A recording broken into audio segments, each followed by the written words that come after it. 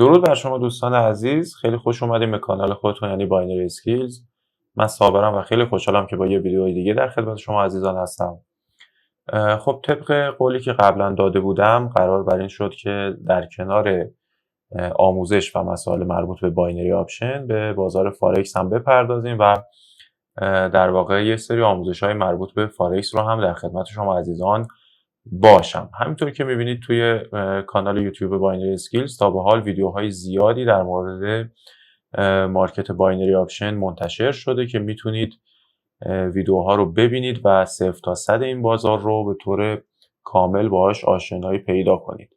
اما قراره توی قسمت پلیلیست کانال یک پلیلیست دیگه هم اضافه کنم برای آموزش فارکس و تصمیم گرفتم که مبحث آموزش فارکس رو با سبک RTM شروع کنم. یعنی میخوام یه دوره کامل و جامع در حد توان خودم البته در مورد RTM ضبط کنم براتون و منتشر کنم که احتمالاً هفته یه ویدیو یا یک جلسه آموزشی از این موضوع رو منتشر میکنم و به مسائل مربوط به اون میپردازیم. پس حتما با من همراه باشین چون این سری ویدیوهای آموزشی پیش نیاز همن و مطالب قدم به قدم گفته میشه. پس شما لازمه که از ویدیوی اول با من همراه باشین، کم کم بریم جلو تا مباحث رو بتونیم به طور کامل با هم یاد بگیریم و پیوسته همه مطالب رو در خدمت شما عزیزان باشم. خب قبل از اینکه بخوایم اولین جلسه از این دوره آموزشی رو شروع کنیم ازتون میخوام که حتما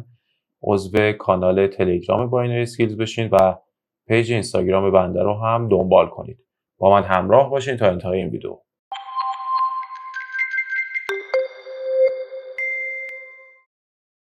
خب میریم که اولین جلسه این دوره آموزشی رو شروع کنیم. اما نکته‌ای که مورد توجه هست و باید بهش توجه کنم اینه که قبل از اینکه ما بخوایم مستقیم بریم سراغ RTM و مطالب مربوط به RTM رو خدمتتون عرض کنم، لازمه که یه سری پیش نیازها رو خدمتتون عرض کنم.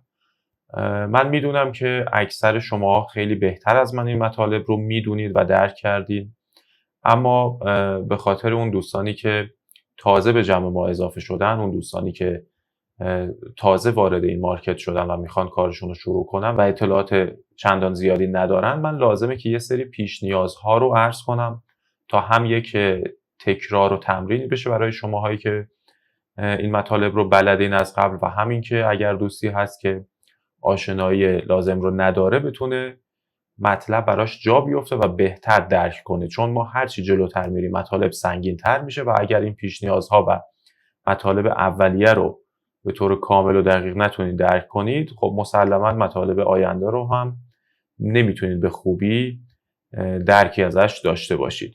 خب اولین بحثی که میخوام در موردش صحبت کنم مربوط میشه به نظریه داو. این نظریه چی میگه به ما؟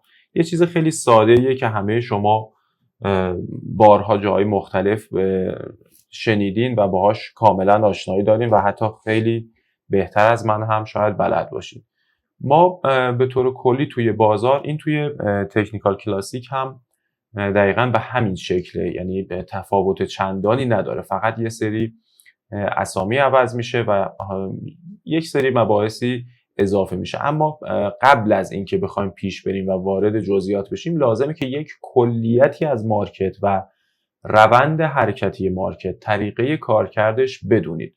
خب ما یک در واقع آپ ترند یا یک روند صعودی رو در نظر میگیریم. آقای داو میگه که بازار به این شکل حرکت میکنه و یه جایی رنج میزنه و بعد به مسیر خودش به سمت پایین ادامه میده. خب اگر ما این رو یک در واقع آپ ترند در نظر بگیریم یا یک روند صعودی در نظر بگیریم، میبینیم که اینجا مرتب لو بالاتر یا کف بالاتر شکل گرفته و اینجا هم سقف بالاتر و یا هایرها یا همون های بالاتر مرتب شکل گرفته و این قسمت میبینیم که یک تریدینگ رنج یا اصطلاحاً بیس اینجا شکل گرفته، یک نقطه تعادلی اینجا وجود داره و بعد از این نقطه تعادل میبینیم که روند دان ترند یا روند نزولی ما شکل گرفته که سقف و کف‌ها پایین‌تر تشکیل شدن، کف پایین‌تر و همینطور اینجا هم سقف پایین‌تر.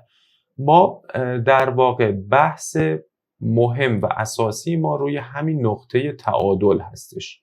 این برای ما توی در واقع آموزش‌هایی که پیش رو داریم خیلی مهمه، جایی که قیمت میره بالا میاد پایین، میره بالا میاد پایین و اینجا هیچ در واقع تصمیمی گرفته نمیشه که قیمت میخواد به کدوم سمت بره. ما اگر این روند صعودی رو در نظر بگیریم، از یک نقطه‌ای تصمیم گرفته شده نقطه به یک قیمت به یک نقطه دیگه برسه و اینجا تصمیم گرفته شده که قیمت از نقطه A به نقطه B برسه، اما اینجا تصمیمی در کار نیست، قیمت سر جای خودش میره بالا و میاد پایین، میره بالا و برمیگرده همونجا پایین. این نقطه تعادل که قیمت به یک تعادلی رسیده برای ما خیلی مهمه و شاید اکثر مطالبی که در موردش میخوام صحبت کنم حول محور همین نقطه تعادل هستش که در واقع تئوری آقای داو رو شامل میشه که میگه یک روند میره بالا، یک جا در جا میزنه و بعد برمیگرده، یا اینکه برعکسش میاد پایین، یه جای به تعادل میرسه و بعد به مسیرش ادامه میده، یا به این شکل. حالا اینا در ادامه آموزش ها تک به تک بهشون میپردازیم و جزئیات بیشتری رو خدمتتون عرض میکنم. من گذرا و سریع از این مباحث عبور میکنم که بتونیم یک آموزش خلاصه تر و در واقع جامع و کاملی رو در خدمتتون باشم و بتونیم به یک نتیجه گیری بهتری هرچه سریعتر برسیم. نمیخوام خیلی ویدیوها طولانی بشه و زمان زیادی سپری بشه تا بتونیم این مطلب و این دوره رو به اتمام برسونیم. خب از تئوری داو که بگذریم میرسیم به یک مبحث و یک در واقع تئوری دیگه به اسم وایکوف. خب تئوری وایکوف به ما چی میگه؟ البته تئوری وایکوف اگر توی نت سرچ کنید یک شماتیکی داره که خیلی ریز و با جزئیات دقیق براتون میاد، میتونید خودتون بررسی کنید، اونش رو دیگه میسپارم به خودتون. من یه توضیحات خیلی کلی و مختصری بهتون میدم.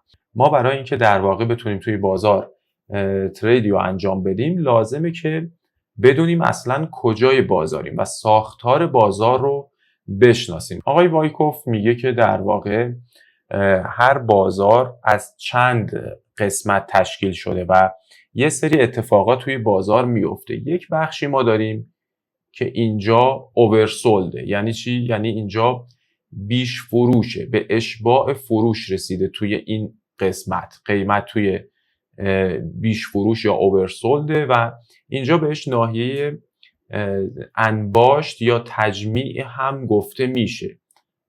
انباشت یا تجمیع هم به اینجا گفته میشه و بعد از این قسمت بازار یک مارکاپ میکنه، یعنی به سمت بالا حرکت میکنه تا میرسه به اووربوت، یعنی بیش خرید یا اشباع خرید. اینجا اشباع خریده که اینجا بهش گفته میشه توزیع. اونجا انباشت بود و اینجا توزیع. ببخشید حالا من خطم هم زیاد خوب نیست. و بعد از اون مارکداون میکنه و به سمت پایین حرکت میکنه. خب مسئله ای که هست، قیمت وقتی میاد به این قسمت انباشت میرسه، اینجا اینقدر در واقع مارکت میکر بازار رو بالا پایین میکنه، اینقدر سقف و کف هایی به وجود میاره، اینقدر در واقع شما رو خسته میکنه، تریدرها رو خسته میکنه و دوچار اشتباه میکنه تا بتونه اینجا یک نقدینگی لازم رو جمع کنه، و بعد به سمت بالا حرکت کنه تا برسه به مرحله توزیع. حالا این بین هم میتونه یک جاهایی یک در واقع فعالیتی داشته باشه که انباشت مجددی هم داشته باشه. بعد میرسه به مرحله توزیع. اینجا جایی تو این میانه راه جایی که دیگه ماها خرده تریدرها و عامه مردم که دارن کار میکنن باهاش همراه میشن، میان بالا، میرسه به توزیع. اینجا جاییه که یه سری خبرهای خوب معمولاً پخش میشه، مثل داستانایی که روی بیت کوین خیلی میبینیم اتفاق میفته و همه فکر میکنیم که قیمت قرار از این هم بره بالاتر. ما خرده تریدرها اینجا میایم بای میزنیم. اینجا خرید میزنیم، انتظار داریم بازار بره بالاتر، چون اینجا توی حرکت‌های بازار و این سقف و کفایی که به وجود میاره، حتی سقف‌های بالاتری که به وجود میاره، ما رو فریب میده و ما فکر میکنیم بازار میخواد بره بالا، بای میزنیم اما برمیگرده پایین و نقدینگی ما رو میگیره، استاپ ما رو میزنه، نقدینگی لازم رو جمع میکنه. این بین هم ممکنه دوباره یه حرکت دیگه داشته باشه و مجددا به سمت پایین حرکت کنه. پس این مرحله انباشت یا تجمیع و مارک آپ، توزیع و بعد مارک دان، یعنی بازار پر از این حرکته، تشکیل شده از همین ساختار کلی بازار، دقیقاً یه همچین شکلی داره. حالا من یه مدل دیگه هم الان برای شما رسم میکنم که مطلب بهتر براتون جا بیفته. ما برای اینکه بخوایم ترید کنیم، چه توی بازار باینری آپشن و چه تو بازار فارکس و مخصوصا فارکس، باید بفهمیم که الان کجای بازاریم. من اگر توی ناحیه توزیع هستم، اینجا دیگه مجاز نیستم که بای بزنم، مجاز به خرید نیستم. اگر توی ناحیه انباشت بازار هستم، بتونم این رو بفهمم و پیدا کنم که من اینجا قرار دارم، اینجا دیگه سل نمیزنم. پس این مطلب خیلی مهمه. اگر وایکوف رو سرچ کنید توی اینترنت، شماتیکش هم براتون میاد و میتونید مطالب بیشتر و بهتری هم یاد بگیرید. خب اجازه بدید من تصویر رو پاک کنم و یه شکل دیگه هم اینو برای شما ترسیم کنم. خب ببینید دوستان عزیز، ما فرض میکنیم که اگر بخوایم اون تئوری وایکوف رو به صورت خیلی شماتیک ساده و ابتدایی ترسیم کنیم، تقریبا یه همچین شکلی میتونه داشته باشه.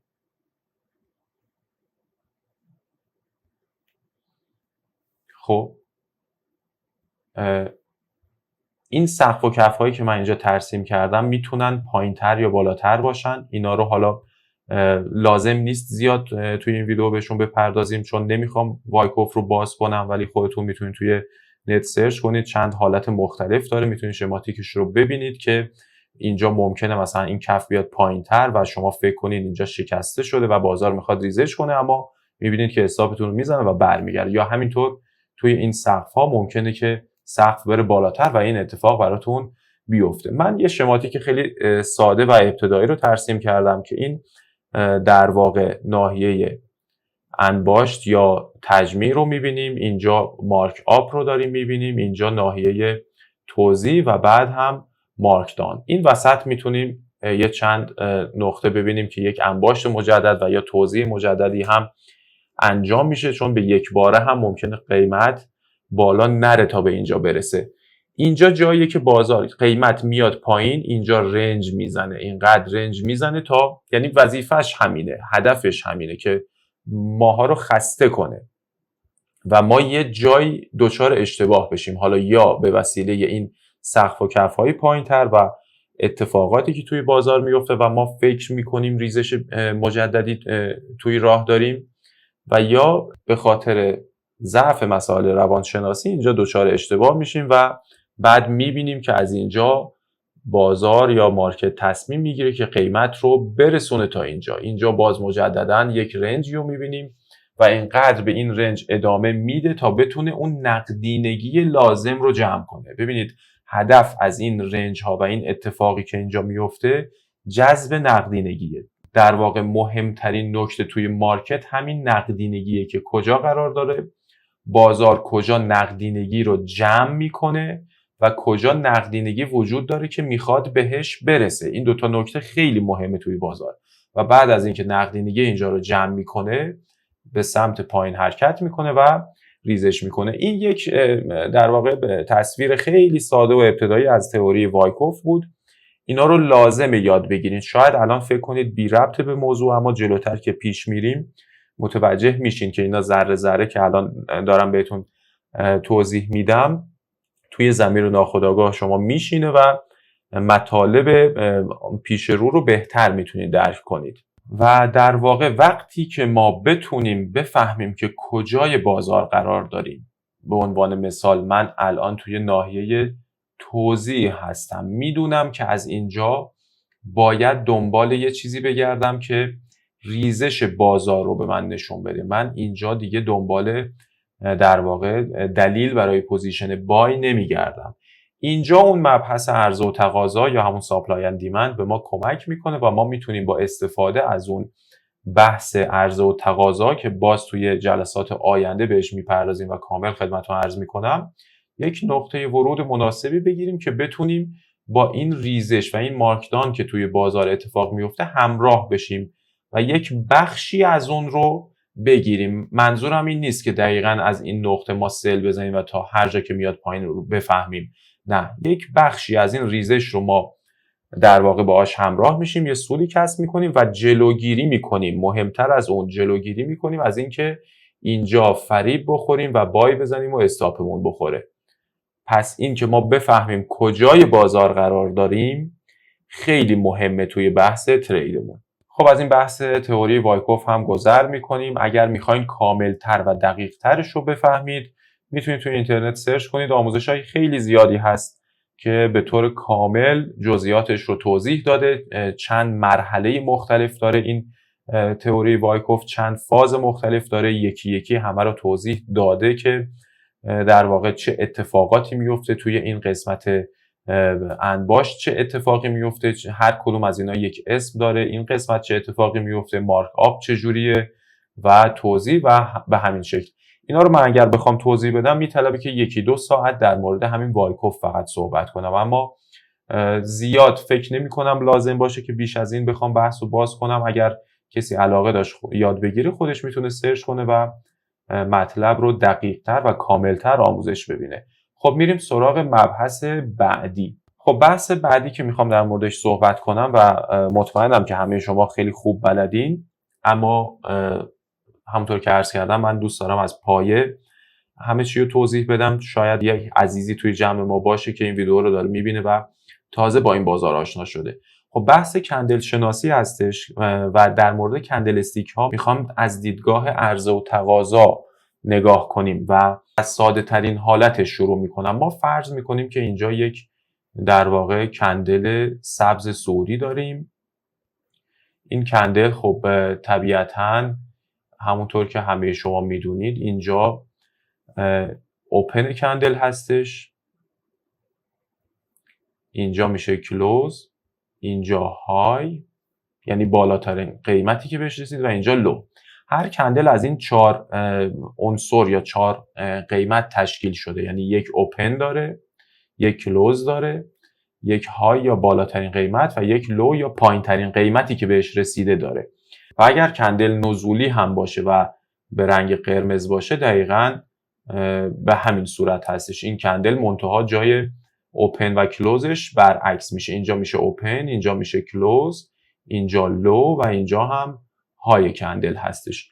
خب یه مطلب خیلی ساده است، اما میخوایم همین کندل استیک رو که اینجوری تشکیل میشه و در واقع یک اوپن و کلوز و های و لو داره از دیدگاه عرضه و تقاضا بهش نگاه کنیم، ببینیم چه اجزایی داره و چه روند یا مسیری رو طی میکنه تا به این شکل در واقع ظاهر بشه و یک کندلی رو برای ما به وجود بیاره. خب پس اگه بخوایم از دیدگاه عرضه و تقاضا نگاه کنیم، منظورم اینه که ما فرض میکنیم که اینجا یک کندل سبز رنگی رو داریم که یک های و یک لو هم در پایینش داره. خب میخوایم ببینیم که این کندل چه اتفاقی افتاده که به این شکل در اومده. ما گفتیم اینجا اوپن کندله، اینجا کلوزه و های و لو هم به همین ترتیب وجود داره. چه اتفاقی افتاده که قیمت از اینجا شروع شده و به اینجا ختم شده، به اینجا رسیده؟ اگر بخوایم بریم توی دل این کندل، یعنی اگر فرض میکنیم که این کندل روی یک تایم فریم مثلا 4 ساعته یا دیلیه، اگر بریم توی تایم های پایین تر بخوایم اینو نگاه کنیم یه سری روند میبینیم. کندل از اینجا در واقع شروع کرده، یعنی قیمت از اینجا شروع شده اومده بالا، یه سری اتفاقات براش افتاده، رفته بالاتر، یک ریزشی ممکنه داشته باشه به این شکل، بیاد تا اینجا، بعد میره بالا و در نهایت مثلا میرسه به این نقطه. وقتی نگاه میکنیم میبینیم که اوپن کندل اینجا بوده، رفته بالا، کندل اومده بالا، قیمت رسیده به های یا بالاترین قیمتی که داشته، بعد یک ریزشی رو داشته اومده پایین رسیده به لو یا پایین ترین قیمتی که تجربه کرده و در نهایت رفته بالا روی این قیمت کلوز. حالا من این خط رو مقدار بالاتر رسم کردم، اینجا بسته شده. پس این میشه اوپن کندل ما، این میشه کلوز و در این بین فاصله بین این نقطه A و نقطه B که همون اوپن و کلوز کندل باشه یک بالاترین قیمت و یک پایین ترین قیمتی رو هم تجربه کرده. شاید الان زیاد متوجه نشین که چه دلیلی داره من اینا رو دارم توضیح میدم و خیلی مسائل پیش پا افتاده براتون به نظر برسه، اما لازمه که اینا رو بدونید و از این دیدگاه یاد بگیرید و سعی کنید به قضیه نگاه کنید. در آینده و در انتهای آموزش‌های این دوره متوجه میشین که مسائل خیلی ساده تر از اونی بود که اول به نظر میرسید. وقتی اینا رو شما میبینیم که خیلی از الگوهای شاید سخت و پیچیده، اونایی که پیچیده به نظر میرسن، چیزی به جز یک کندل ساده توی تایم فریم بالاتر نیستن و مهم دیدگاه ماست که چجوری به چارت نگاه کنیم. خب اما اجازه بدین من یک کندل دیگه رو هم مثال بزنم. خب اجازه بدین من این کندل و این مثال رو برعکس انجامش میدم. یعنی ما فرض میکنیم که در واقع از یک دیدگاه تایم فریم پایین‌تر داریم به قضیه نگاه میکنیم. قیمت از اینجا شروع شده، یه حرکتی داشته به سمت پایین، رفته بالا، مثلا میتونه یک همچین حرکتایی داشته باشه، مجددا بره بالا، بیاد پایین، یه حرکت اینجوری و بیاد و اینجا به عنوان مثال بسته بشه. این میشه اوپن و اینم کلوز کندل. خب ببینیم اگر یک همچین حالتی پیش بیاد در واقع چه کندلی شکل میگیره، یعنی این حرکت روی چارت نمایانگر چه کندلی توی تایم فریم بالاتره. ما گفتیم اینجا میشه اوپن ما اگر اینو امتداد بدیم به سمت راست اینجا میشه اوپن کندل و اینجا هم کلوز کندل هستش، پس این هم میشه کلوز کندل. پس بدنه کندل تقریبا برای ما شکل گرفته. ما یک همچین بدنه ای داریم، یک کندلی با این بدنه، اما لوی که داشته یعنی پایین ترین قیمتی که تجربه کرده اینجا بوده، پس یک سایه پایین تر از خودش داره و های کندل هم اینجا بوده، پس یک شادو بلند هم بالای خودش داره. این یک کندل پین بار هستش. همه ما این کندل رو میشناسیم به اسم پین بار. تمام این روند و این اتفاقاتی که اینجا افتاده اگر توی تایم فریم های بالاترش نگاه کنیم میبینیم چیزی به جز یک پین بار نیست و جالبه براتون که بدونید در انتهای آموزش های در واقع این دوره RTM به اینجا میرسیم که یه الگوی مثل QM که خیلی هم الگوی مهم و جذابیه، منم قبلا حتی یه توضیحاتی در موردش توی روش‌های باینری دادم توی ویدیوهای گذشته. کل اون الگوی QM یه چیزی به جز این پین بار توی تایم فریم بالاتر نیست.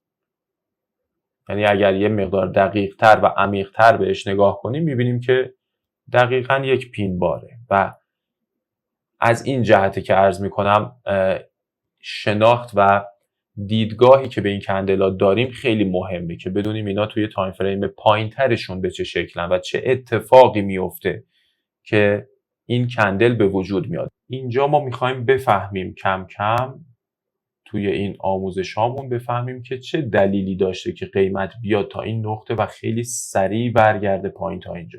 یعنی قیمت تا اینجا میاد بالا و خیلی سریع برمیگرده به این نقطه. این وسط چه اتفاقی میفته؟ این وسط توی این سایه این کندل چه اتفاقاتی افتاده؟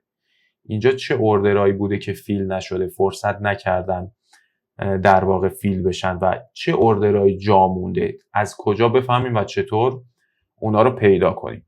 خب من تمام این مباحث رو دارم گذرا ازشون رد میشم چون در آینده باید تک به تک در مورد اینا به طور مفصل صحبت کنم براتون. خب میریم سراغ کندل بعدی. خب ما فرض رو بر این میگیریم که اوپن اینجا باشه، قیمت یک حرکتی رو انجام میده، میره بالا، از یه جایی بر میگرده پایین، مجددا یک حرکتی رو به پایین انجام میده، بعد برمیگرده بالا و اینجا بسته میشه. یعنی اوپن ما اینجا بوده و کلوز هم اینجا.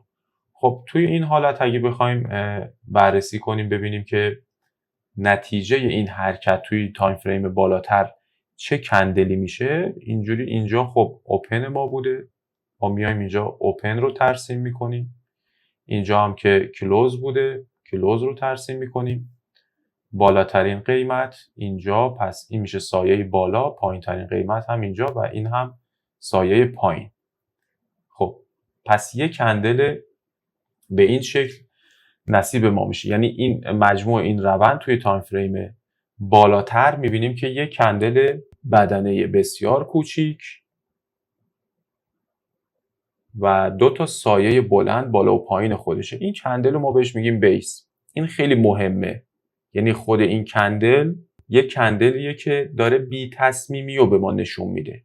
یعنی قیمت اینجا شروع شده و اینجا بسته شده. خب حالا در این بین فاصله باز و بسته شدنش تا اینجا هم رفته بالا، تا اینجا هم اومده پایین، اما در نهایت کجا بسته شده؟ یه فاصله خیلی کم، خیلی در واقع قیمت یه مقدار خیلی کمی اومده بالا و این چه تصمیمیه؟ ما توی مثال اولی که زدیم توی کندلا دیدیم که از اینجا مثلا اوپن میشد میرفت بالا، یک همچین کندلی بسته میشد. حالا سایه کار نداریم چقدر بود، اما تصمیم گرفته شده بود از نقطه A بره نقطه B. اما این چه تصمیمیه؟ پس این یک کندلی که داره بی تصمیمی رو به ما نشون میده و اینجا خیلی برای ما مهمه. ما باید این رو خوب پیدا کنیم، توی چارت بتونیم بیس های خوب رو پیدا کنیم، بشناسیمش و بفهمیم یک بیس خوب چه ویژگی هایی داره، چه خصوصیاتی داره و چه بیسی رو باید انتخاب کنیم. هر بیسی توی تایم فریم خودش معتبره. باید بفهمیم که این بیس ما مربوط به کدوم تایم فریمه و تک تک این موضوعات رو در ادامه توی ویدیوهای آینده بهتون توضیح خواهم داد. خب از این کندل هم میگذریم و یک مطلبی رو میخوام خدمتتون عرض کنم که مطلب خیلی مهمیه، جلوتر باهاش کار داریم. ما فرض میکنیم یه الگوی برگشتی مثل اینگالفینگ داریم. ما الگوهای برگشتی رو خب خیلی خوب میشناسیم و در موردشون زیاد صحبت شده، قطعا همه شما شنیدید. منم قبلا توی ویدیوهای خیلی وقت قبل در موردشون حسابی صحبت کردم. فرض میکنیم که به این شکل، حالا سایه ها خیلی شاید الان موضوع بحث من نباشه، اما دو تا سایه هم براشون رسم میکنیم. من فرض میکنم که مثلا یه سایه اینجوری بالا و پایین این کندل باشه و یه سایه در این حدم بالا و پایین این کندل. خب این دو تا کندل وقتی کنار هم قرار میگیرن ما بهش میگیم انگالف شده. یعنی این کندل قرمزه، کندل دومی، اون کندل قبلی رو به طور کامل پوشش داده و ازش گذشته، عبور کرده، اون رو پوشش داده. اما اگر ما بخوایم مجموع این دوتا کندل رو با هم در نظر بگیریم، یعنی این دوتا رو با هم بخوایم جمع بزنیم، چه اتفاقی میفته دوستان عزیز؟ اوپن این کندل، یعنی ما میخوایم از اوپن این کندل شروع کنیم برسیم به کلوز این کندل. اوپن این کندل اینجا بوده، پس ما میایم اینجا و در واقع این اوپن رو ترسیم میکنیم. قیمت رفته بالا تا کجا رسیده؟ حالا این کلوز اینجا رو کار نداریم، عرض کردم که میخوایم دوتا رو با هم جمع کنیم. بالاترین قیمتی که تجربه شده توی مجموع اینا اینجا بوده، بعد اومده پایین و اینجا هم کلوز کرده، پس اینجا هم میشه کلوز ما. پس ما میبینیم که این میشه بدنه کندل، اینجا پایین ترین قیمت بوده، یک سایه پایین خودش داره و اینجا هم بالاترین قیمت بوده. پس مجموع این دوتا کندل که تشکیل یک الگوی انگالفینگ میده خودش باز میشه یه پین بار. یعنی شاید براتون جالب باشه که شما تقریبا میتونم بگم تمام الگوهای برگشتی رو اگر بیاین با هم ترکیب کنین تهش میرسین به یه پین بار و این پین بار خیلی برای ما مهمه.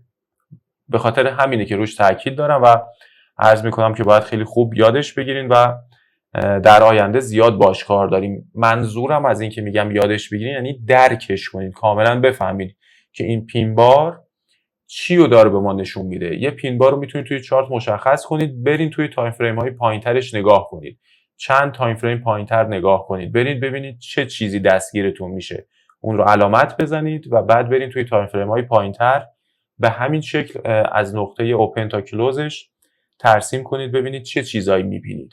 و حتی اگر در واقع من بیام 3 تا کندل رو ترسیم کنم به این شکل، ما میگیم یک کندل سبز داریم، حالا یک سایه هم بالا و پایینش رسم میکنیم، بعد از اون یک کندل قرمزی در نظر میگیریم که در واقع یک بدنه خیلی کوچیکی داره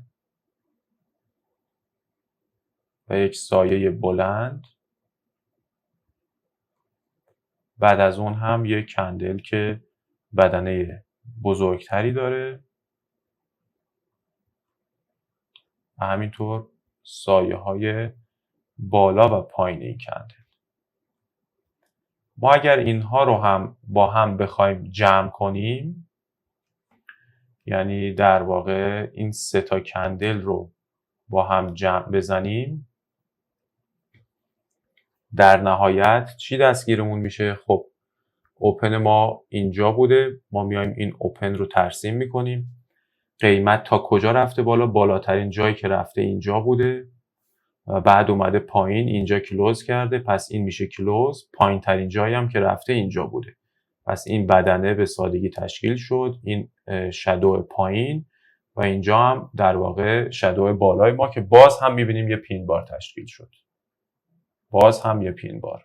توی ادامه ویدیوها و وقتی که آموزشامون جلوتر بره کاملا درک میکنید که اصلا این 3 تا کندل چه الگویی رو تشکیل میدن و نتیجهش میشه این پین بار و این پین باره در حقیقت یک الگوییه که خیلی هم کارآمد و کاربردیه. خب این ویدیو تایمش دیگه خیلی داره زیاد میشه، نمیخوام ویدیوها زیاد طولانی بشن، اما مباحث شاید خیلی ظاهرا پایه و ابتدایی رو توی این ویدیو توضیح دادم، اما لازم بود که اینا رو توی اولین جلسه خدمتتون عرض کنم. حتما روی اینا تمرین کنید تا وقتی که ویدیوهای بعدی منتشر میشه برین روی چارت و در واقع همینا رو میتونید روی چارت پیدا کنید. مثلا به عنوان مثال ببینید که کجا 2 تا کندل رو وقتی با هم ترکیب کنید چه اتفاقی میفته، کجا چه اتفاقی افتاده. من این قضیه تئوری وایکوف و داو رو بهتون توضیح دادم، میتونید اونها رو روی چارت پیدا کنید که مثلا اینجا یک انباشتی بوده، بعد مارک آپ صورت گرفته، یک توزیع و مارک داون اینجا صورت گرفته. میتونید جاهای مختلف اینا رو پیدا کنید، ببینید و مطلب رو عمیق و به طور کامل درک کنید، ببینید کجا چه اتفاقاتی روی چارت افتاده مطابق توضیحاتی که خدمتتون عرض کردم و همینطور که میبینید همه جا میتونید این داستان رو ببینید. بازار کلا تشکیل شده از همین الگوها و اتفاقاتی که به طور مرتب دارن تکرار میشن، یا اینکه جاهای مختلفی روی چارت بیاین نگاه کنید 2 تا کندل یا 3 تا کندل رو با هم، مثلا این 3 تا کندلی که اینجا هست رو با هم ترکیب کنید توی این قسمت و ببینید نتیجه چی میشه، آیا با همون پین بار میرسیم یا نه. منتظر ویدیوهای بعدی باشین. این آموزش میتونه یه آموزش خیلی خیلی مفید و کاربردی باشه، یه دوره خیلی خوب و سعی کردم بهتون آموزش بدم و ضبط کنم. امیدوارم که از اولین قسمتش راضی باشین و حتما با من همراه باشین.